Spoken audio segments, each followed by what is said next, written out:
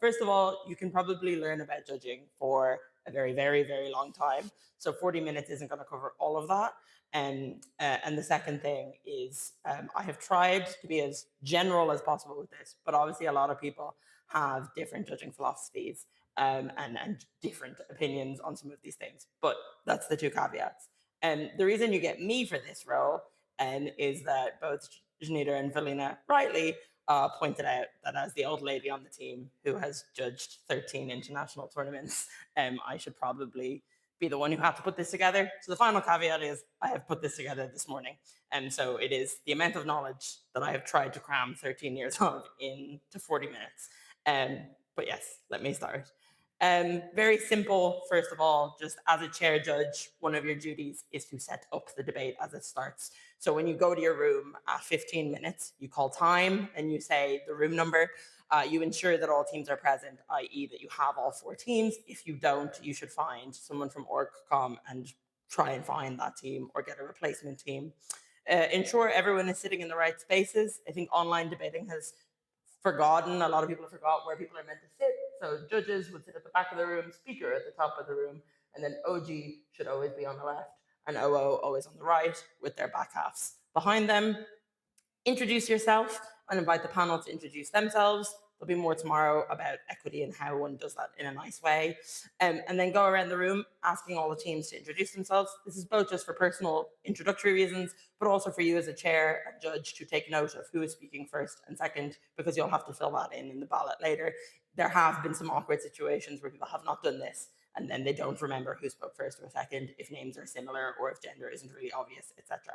And then explain timekeeping to the room, tell them that the first minute of their speeches will be protected, as will the last, and that they will hear a clap at 1 minute and a clap at 6, a double clap at 7 minutes, or that you'll be a young person, unlike myself, and use timers that do the beeping for you. So you can either clap yourself or use timers. Okay, tracking and following a debate. The most primary way to do this, and this is why very often there isn't a lot of judging workshops, is everybody finds their own way of doing it.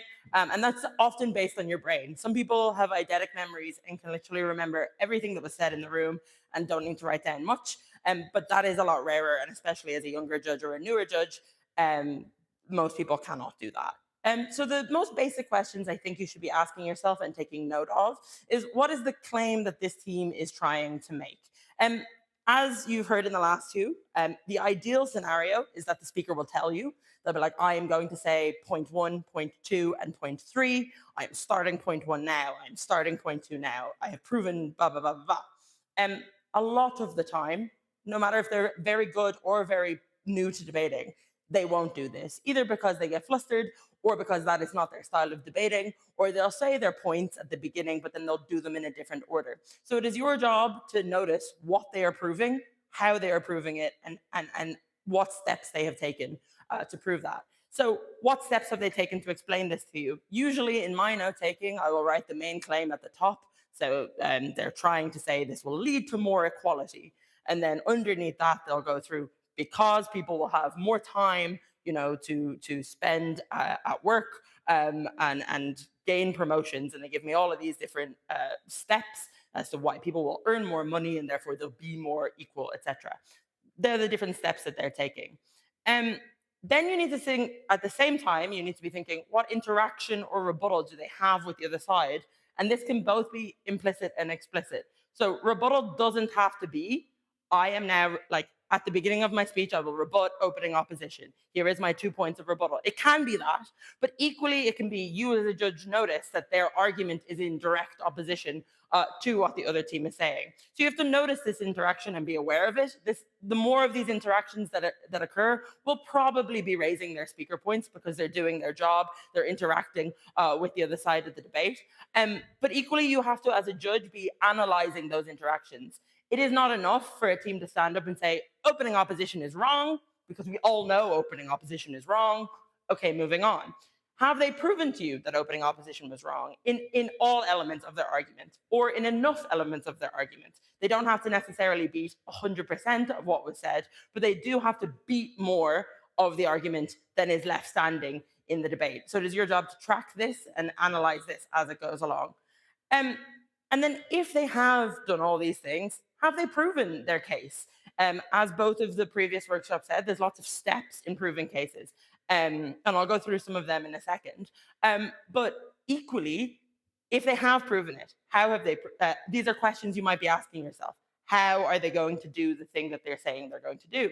Why are they doing it? Is it important? Is it more important? This is where we get comparative. Is it more important than what opposition have already been saying in this debate? Is it more important than what their own opening government has already said in this debate, or like vice versa?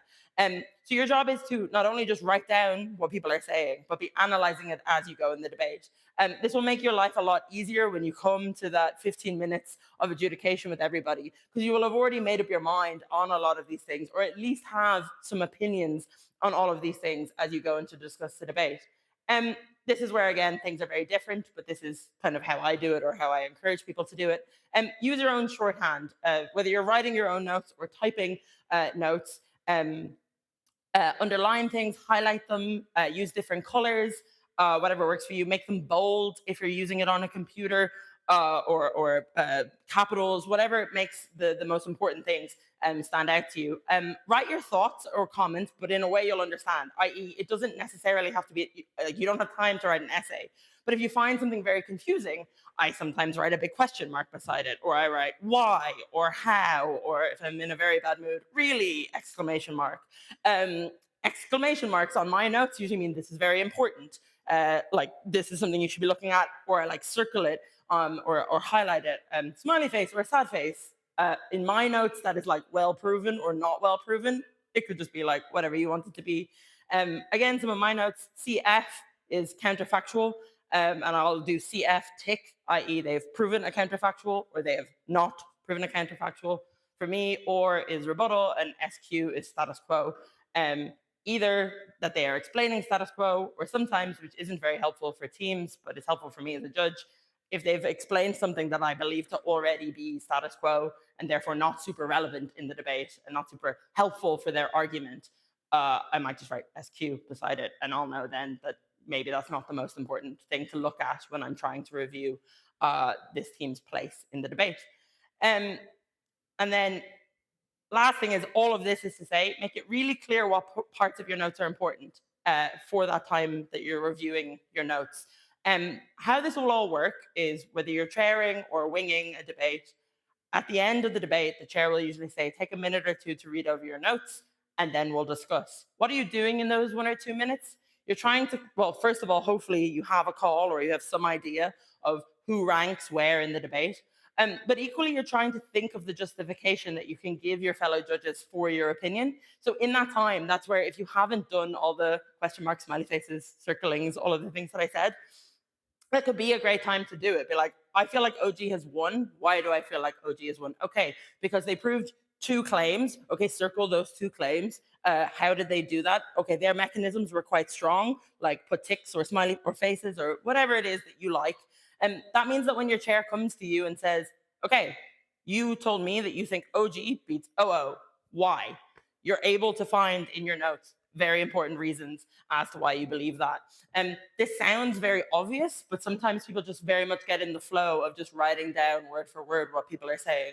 And because of a lot of the reasons that Janita was saying in the last workshop, because some things are sometimes more funny or more interesting or less funny or less interesting, sound very monotonous, or somebody is speaking really fast and saying lots of words. So you're just focusing on getting those words down rather than actually taking in what the arguments mean. Meaning it's really important to try and delineate between important arguments that you want to discuss and just superfluous notes that you took, hoping it might lead somewhere, and maybe the speaker didn't bring it anywhere, or it wasn't super important at the end of the debate. Cool. If at any point anybody has questions on what I'm saying, just put your hand up. I'd rather do it while it's on the screen rather than at the end. Compare teams as you're following the debate. So this is kind of what I was saying. Are they responding explicitly or implicitly to the other side? As I said, it doesn't have to be mentioned that this is rebuttal, but are they doing that? Are they, quote unquote, on clash? What does that mean? Is their argument mutually exclusive? to the debate? Is it something that is only existent on proposition on the debate, and opposition could never get that benefit? Have they shown you that? Have they proven you that? Is it more important than the arguments already made in the debate? Is it possible that it is not more important than what their opening has already said? Have they explained to you why it's very important that you should be weighing this as more important? Are they rebutting or running the opposite or discrediting the argument or the context or the impact that was brought by the other side? Very often in like lower to middle, and even actually honestly sometimes in the top rooms in the world, all four teams will say things. All of those four things could be equally possibly true or equally possibly not true, depending on how strong or whatever you think the room is. And it is the judge's job then to go, okay, which one of these teams interacted with the other ones more? Because equally, somebody could say in opening government, this will improve the economy. Somebody will say this will reduce the quality, reduce the quality of like between the sexes. Somebody else could say, oh, but this will make education better. And then somebody could say, oh, but this would be a horrible world to live in. And all of those things could all be true at once, but it's about how they interacted with each other. So are they interacting with each other is your main job as a judge to figure out how those arguments work. Every moment after the first speaker has finished their debate, their speech, is the speaker expanding the debate? Are they bringing either a new argument, a new impact, a new context? And have they weighed it against what we have already heard? Have they compared it to what we have already heard? That can be either the other side of the debate or it can be their own team. In a case where it is their own, the own bench, i.e. first proposition, second proposition, government, opening government, closing government, whatever words you use, is it a knife, i.e. is it in direct contradiction to what their opening has said? So this is not allowed. You're not allowed to directly say that your opening are wrong or that you would do something that drastically goes against the model that your opening has already said. The caveat to this is obviously like in extremely obvious cases, you are, i.e. I once judged a debate where somebody said that North Korea and South Korea were the same country, but they were just the north part of the island and the south part of the island. And obviously then it was fair for their closing to go, no, they are different states with different rulers, and the average person knows that. But those situations are quite rare that a legitimate knife exists. So is it a knife? Am I allowed to weigh it? Is it contradicting what their opening has said? Is it the same case, but just said nicer? Or said worse, maybe? You can't necessarily just run the same thing again and say it nicer. You should be expanding on the debate. But is it a similar case, but it does expand the debate, i.e. opening government says, we want to live in a world where women have more rights, and they give maybe one or two rights that are important. But then closing government runs the same case. We want to live in a world where women have more rights, but they give us more meaningful rights that are possible in this debate. They give more likelihood analysis as to why this might happen. They give more explanation as to why we care about women having more rights. They ran the same case, but in that example, closing government have probably progressed that point more in the debate and therefore have done something. But equally, have they weighed their material against their opening? Again, this can be implicit and explicit. Obviously, explicitly, it is helpful for closing government to say, here is why we are better than our opening. But equally, the judge is able to say, whilst you did not do something that would have been very helpful for me, I can see why your argument is more meaningful for the debate than your opening. Obviously, as a speaker, your goal is to do both, to do it, and then tell your judge why you've done it. But it doesn't mean that you have to lose to your opening just because you did not say specifically why your case was better. You should try to, though. And then finally, is it relevant to the motion? Lots of times, and this will happen very often in debates where maybe people either know a lot or a little about something. Kind of in the middle, they try to actually make arguments. But sometimes when you know too much or too little about something, you'll spend 5 minutes giving context as to why the patriarchy is awful. But it's not necessarily super relevant to the motion, right? Everybody in the room has probably agreed on that context. Everybody in the room possibly has like A, or agreed, or it's already just relevant within the motion. It's already explained in the motion that that's there. That argument wasn't needed here. Or secondarily, just could be something completely different.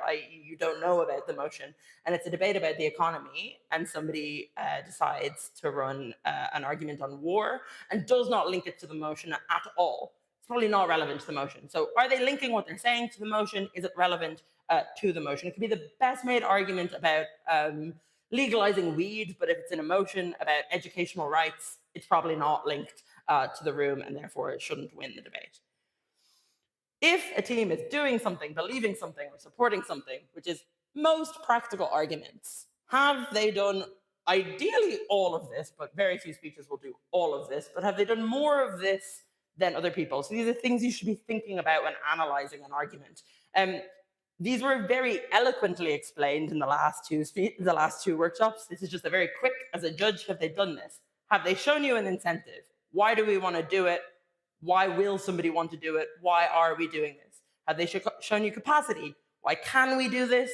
Why is it possible for us to do this? Why would somebody be able to do this? Efficacy. How will it work? Why will it work? Will it work? Like, there is no point in saying everybody in the world wants universal basic income. Everybody wants it. It would be great. It would lead to great things. If we don't have the capacity to do it, and we don't have the efficacy, i.e., we don't have a way to give money to everybody, to give a basic income to somebody, or we don't have a way to do it fairly or morally or correctly, then we might not have efficacy. Outcome. What is the outcome? What are your impacts? What are all of the things that Valina and Janita spoke to you about that are so that mean we ought to be doing this?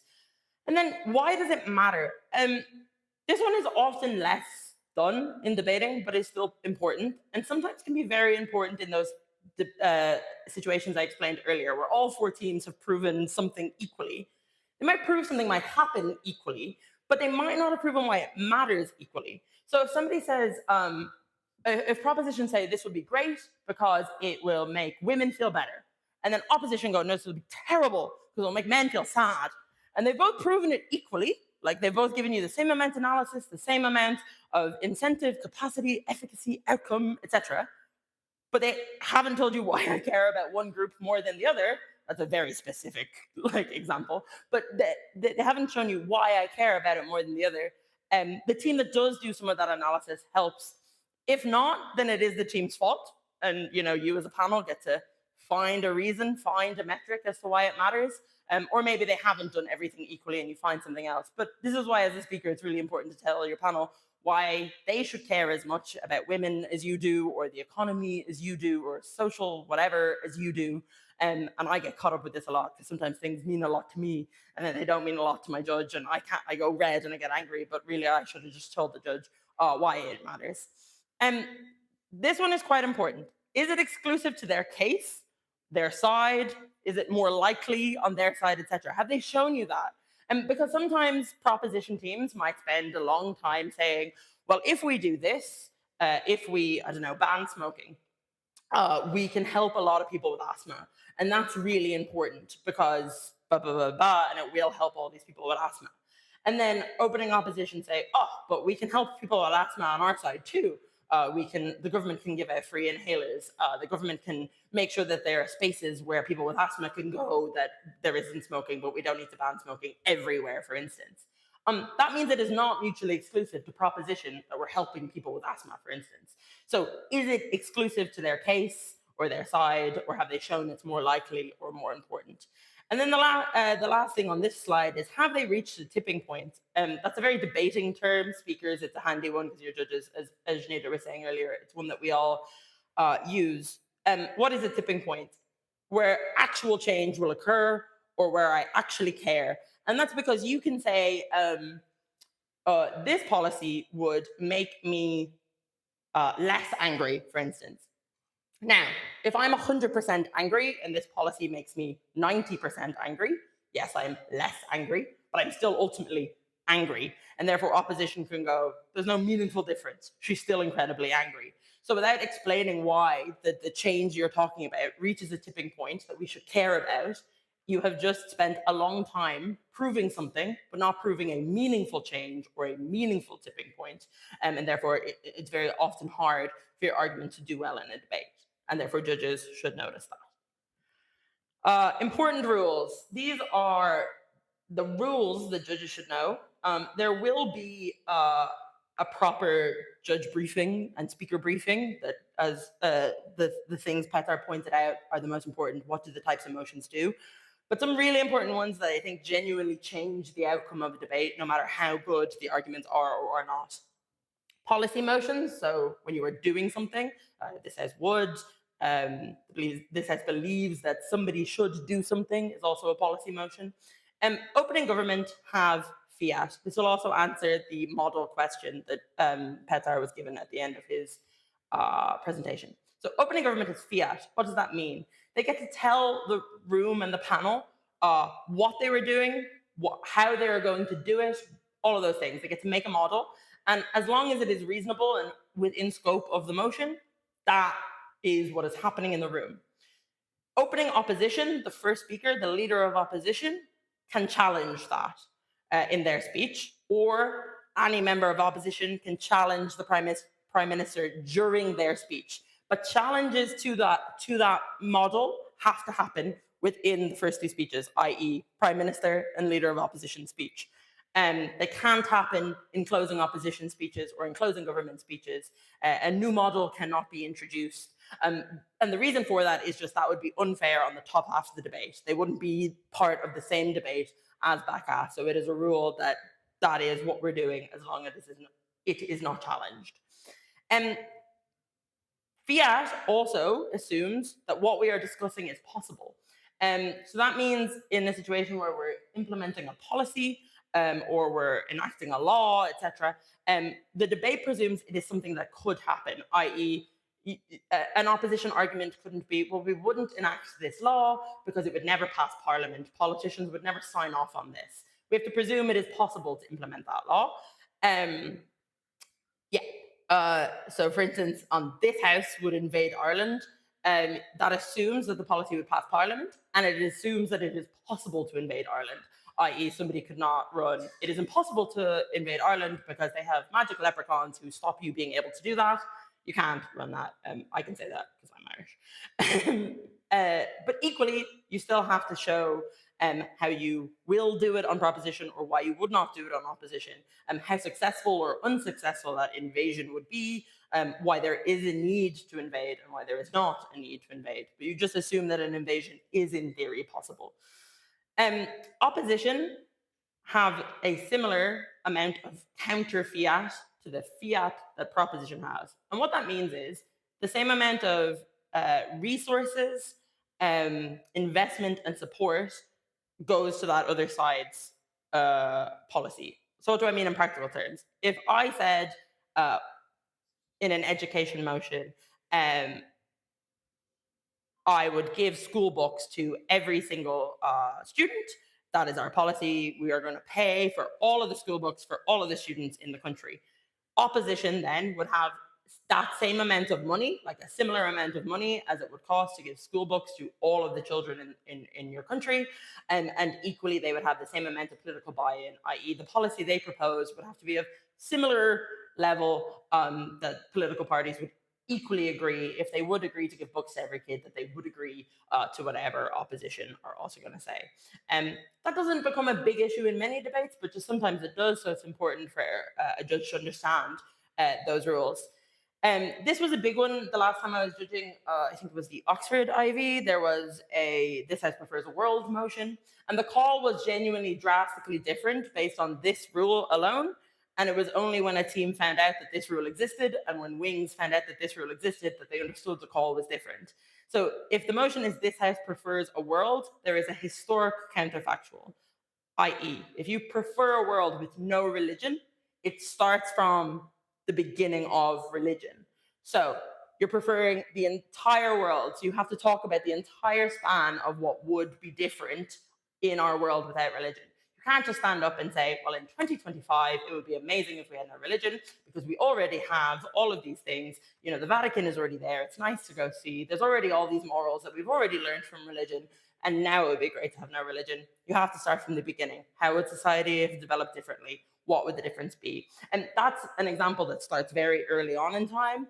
And if you prefer a world with no computers, you don't have to start obviously at cavemen. Well, if you want to, that would be an interesting case to run. But you do have to start at the point where that technology was being created and why you think the world would be better from that point on. In an actor motion, you are debating as that person, but you are still a rational person capable of judging that debate. I.e., this person would not do something that goes against their own interests without major justification. The example for this has as Lucy would end all of her friendships. So you cannot stand up and say, oh, but Lucy's crazy. And even though she's listened to opposition and how much it would hurt her, or how much this is not in line with her interests or personality or things she has done in the past, she's just crazy, so she would do it. You still have to be somewhat rational, acting as somebody else. The reason I chose myself was I was trying to do a Donald Trump example, and I couldn't actually think of something that he may or may not do. But that's because Trump, for me, is a hard one to analyze. But equally, you need to find reasons and justifications. You can't just kind of wave a magic sword and say, "Oh, all of your arguments didn't happen because this person is crazy." And then the last type of motion that it's important to understand a rule. This house prefers X over Y, X to Y, X than Y, like a prefers motion where there is two things. The example I've given here is dogs over cats. You must compare the two, i.e., proposition must be saying that dogs are better than cats, and opposition must be saying that cats are better than dogs. I realize I wrote dogs twice. I think you can guess there which one I prefer. So basically, you have to stick to the side the motion asks you to stick to. So as a judge, you should know this. And equally, no team can stand up and introduce a third irrelevant thing, i.e., nobody could run arguments saying, but hippopotamuses are much better than both cats and dogs. It is irrelevant to this type of motion. What is the AIV? So for anybody who's new, the judges are expected to vote as an average informed voter. Some people say OIV, so ordinary informed voter. They're the same thing. And you have basically no personal opinion, no personal political or moral philosophies or agendas. And you are swayed by arguments and persuasion. That could be logical arguments, that could be emotional arguments, that could be impact-driven, practical arguments, that equally could be principled arguments. You, as a judge, have no bearing on how much more persuasive these types of arguments are to you. You have to be equally persuaded by all of them. The AIV is aware of key information in each debate. This is along the lines of the front page of the news, key actors in each motion, in each debate. Again, this is often a lot easier, or at least most debaters believe it is easier in an IR realm, i.e., in a debate about America. The AIV would know who the president of the United States is, what the party names are, and what the general affiliations of them are. They'll know Democrats, they'll know Republicans, etc. They probably know the names of a reasonable amount of past presidents on both sides. But sometimes that gets harder for people to translate into not super news-heavy motions. So I gave some other examples here. So like in a sports or football debate, for instance, this is where I've aged myself. I used to say Messi and Ronaldo. Probably now it's Mbappe and Dembele. They would know what the Premier League is, or La Liga, probably also like the Champions League, and a basic understanding as to how the game works. But they wouldn't have in-depth knowledge on who's being transferred to what club, what salaries everybody had, and all these things. But they would know the big names, the big players, and the basics of it. Similarly, in pop culture, they probably now know who Bad Bunny is, Kendrick Lamar, Charlie XCX. They'd be aware of things like the Super Bowl performances with Kendrick, the beef that he had with Dre, that Charlie XCX started Brat Summer, and that everybody loved Brat Summer. So it's not enough to say, I don't know that much about football, and therefore, equally, it's not enough to say, I don't know anything about popular culture, so if they are genuine things that are in front of the news or are massive things, the average reasonable informed voter is meant to know that. Teams have gotten in the habit now of giving you justification as to why the average reasonable informed voter would know things, and that can be very helpful. So they can say, look, people do know who Bad Bunny is. He is all over Instagram at the moment. He has billions of streams on Spotify. He's just done the Super Bowl halftime show, and Donald Trump and lots of people have called him out and used him as an example. Therefore, even if you personally don't know, the average reasonable informed voter does know these things. That can be helpful, but obviously, ideally, you as a judge would know these things. But you don't bring uber specific knowledge, i.e., if you studied microeconomics and disagree with the end point that a team has gotten to, but you only know that disagreement because your fourth year lecturer explained it in a really complex lecture and says why he disagrees with this somewhat well agreed upon economic principle, you don't get to insert that into the debate. It is up to teams to tell you why that argument was wrong or why you should trust that argument less. Equally, if you have run a similar argument before yourself or seen it run many times, you don't get to assume the end point of that argument without the team getting you there. I.e., I think a lot of people, for instance, okay, so in Ireland, they would say the state power principle. Now, the whole running of that argument could take 5-10 minutes to explain why the state is in control of everything, why they do have this power, and why, therefore, you as individuals should follow what the rule of law and what the state says. It would not be enough for them to just throw, well, we all know the state power principle means we have to listen to the state. They haven't done the analysis, they haven't given it to you, so you shouldn't insert it for them. But again, you as a judge know the rules of debating and are able to follow them, meaning you know the motion types. I've covered some of the more important ones, but if you're judging the tournament, do have a look at that. Is probably the most important part of the manual for you to have a look at, as was already said. You judge comparatively and not in isolation. What does this mean? It means you compare opening government to opening opposition, and then you compare opening government to closing government, and opening government to closing opposition. So just because opening opposition has beaten opening government, it does not necessarily mean that closing opposition doesn't have to engage with opening government at all because they've already been beaten by some opposition arguments. They equally have to engage with them themselves. You don't accept arguments that are nice or outside the parameters of the motion. So the average informed voter is able to follow what is being said, understand what is being said, and I suppose be persuaded, but within these guidelines of the rules of debating. Fight your bias. This is not necessarily to say that all biases are bad biases. Now, some are like, are they EPL or ESL? But actually, that bias can go in both directions. You might be like, oh, I don't like this person because they're EPL, and therefore I like my ESL brethren, etc. So just check that's a bias. That's a pretty big one in debating. Have they used bigger words or smaller words? If it's the same thing, it doesn't matter if they use 10 fancy words or if they didn't. A very famous ESL speaker once said, hunger is the feeling of when you want to eat food and your stomach is sore. He did explain that feeling. He didn't have to use a lot of very big words. I probably butchered your quote. Sorry, Milosh. He's never going to watch this. Do they have a big or small speaking CV? That is a big bias. A lot of people think that because somebody has previously won a big tournament or been in a big final of a big tournament, that they must be more correct than the other teams. They still are in a debate. The rules still apply to them. You should be judging them as if this is the first time you've ever seen them and you don't know anything about them. Are they male or female? Some people find men more persuasive. Some people find women more persuasive. You should be trying to fight either of those biases. Thick accents. This is not necessarily a language thing. They could be EPL and have very thick accents as well. Case and point.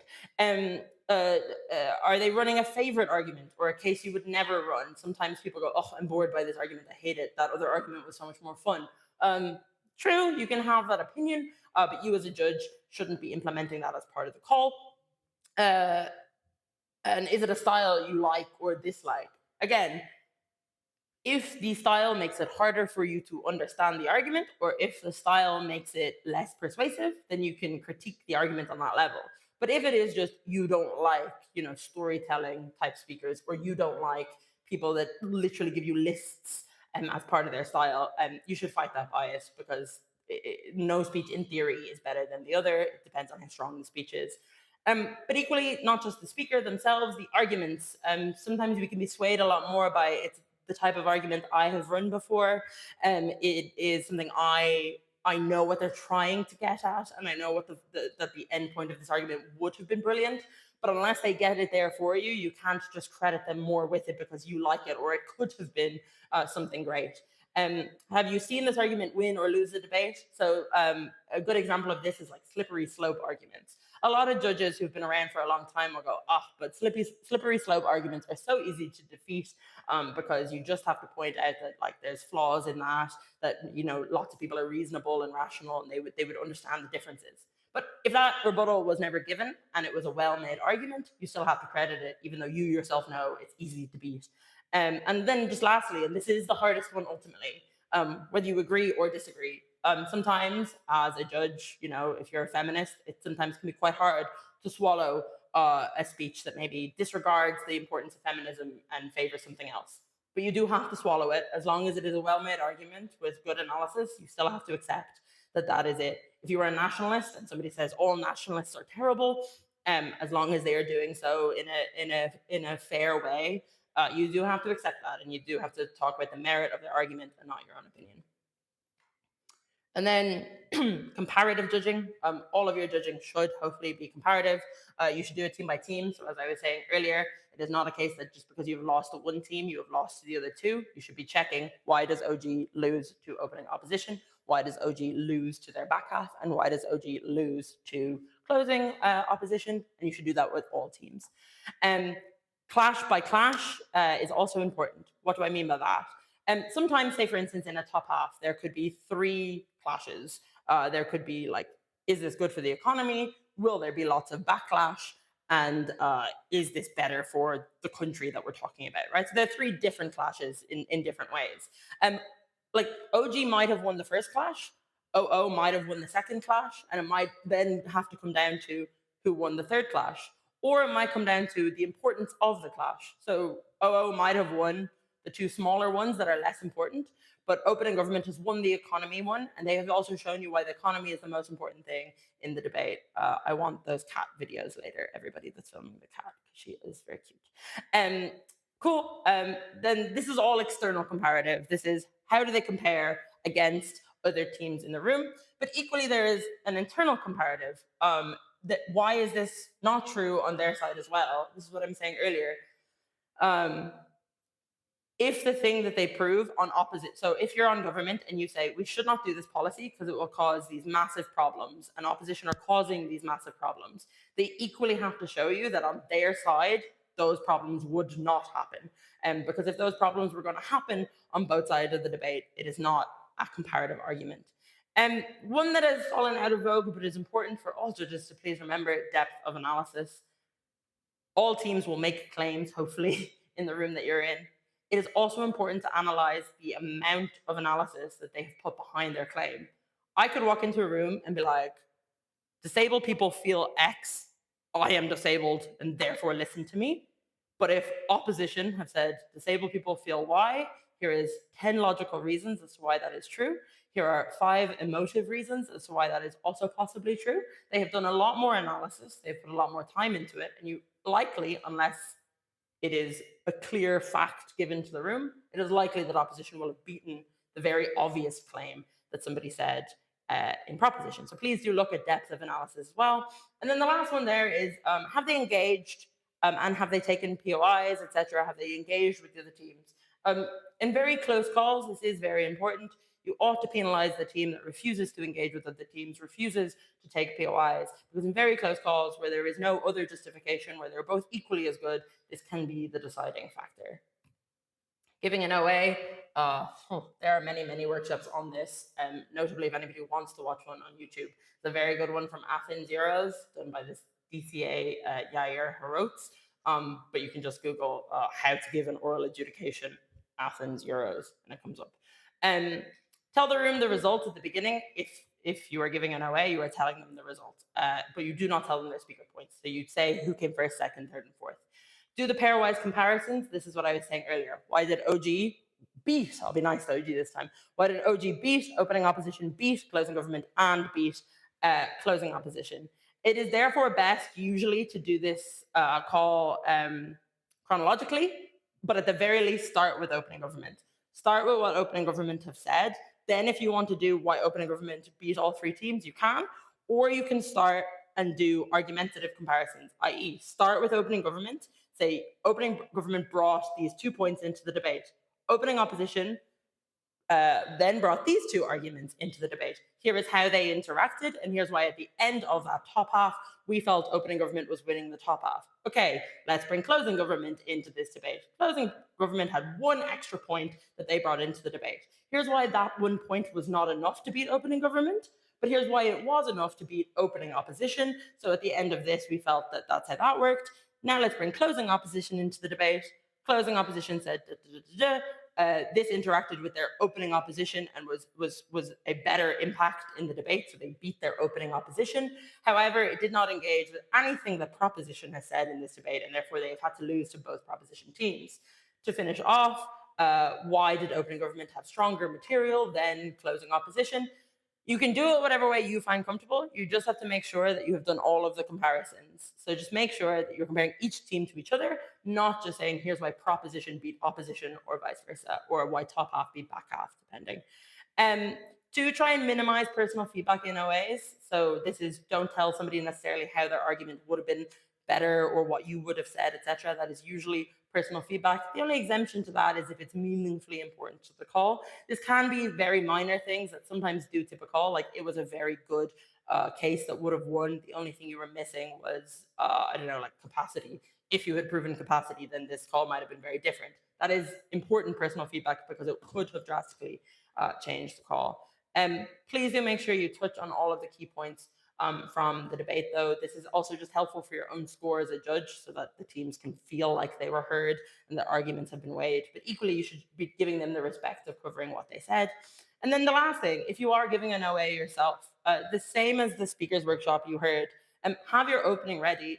For people that have heard me give an OA before, I have the same 2 opening lines of every OA I've given, I think, in the last 6 years, which is, okay, these are the number of points opening government had.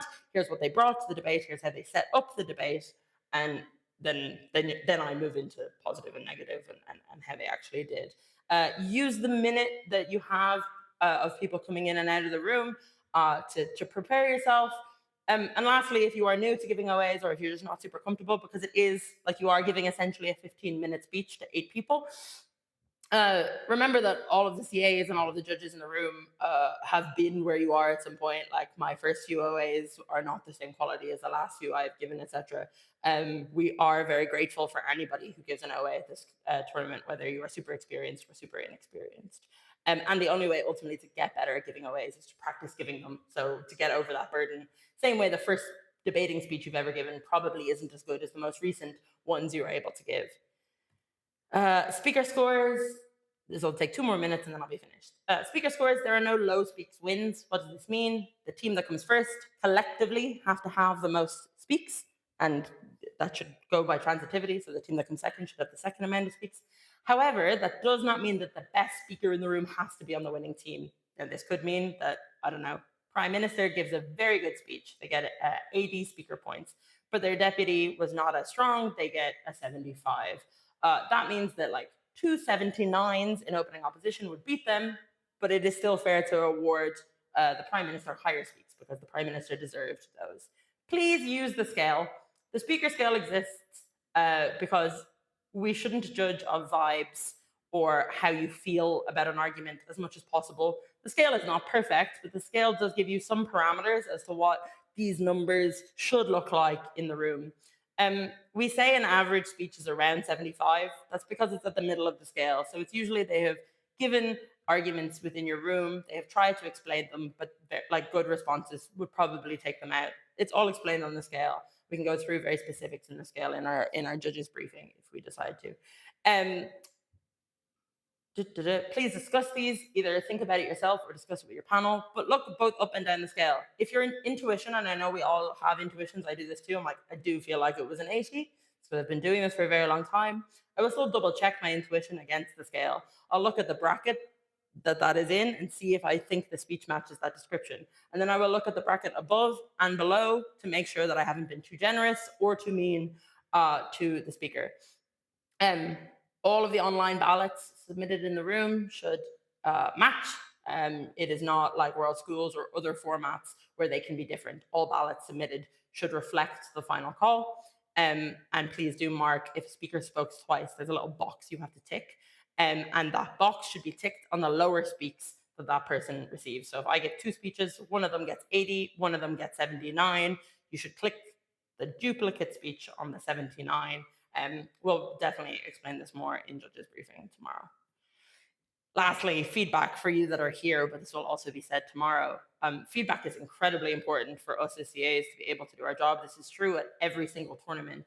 Every every team gets to give feedback on the chair judge, and every judge gets to give feedback on the judges in their room. So the chair gives feedback on all the wings, and the wings give feedback on the chair.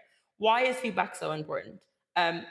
In general, it's important because it's how the CAs do their job. At this tournament specifically, it's incredibly important because we know very few of our judges, and therefore we are counting on speakers and other judges within the room to act as some form of eyes and ears for us to know who is good at all of the things I have just gone through and who we should then watch. We can't watch every single judge every single round, and we can't do that. So we do rely on feedback. Please do, if you're speaking, or judging, take a quick look at the judge feedback scale. We'll go through it more in briefings, and I don't want to harrow you all by saying it a lot, but it is incredibly important. It's important at all tournaments, though. Actually, now the norm is becoming you don't get a break if you don't fill in feedback. But yes, it's very important. So if you haven't done it before, maybe take a look at feedback scales. They'll all be available and shared, or maybe they're already shared. I'm not in the WhatsApp group currently. But yeah, that is fine. That is my thing. Question.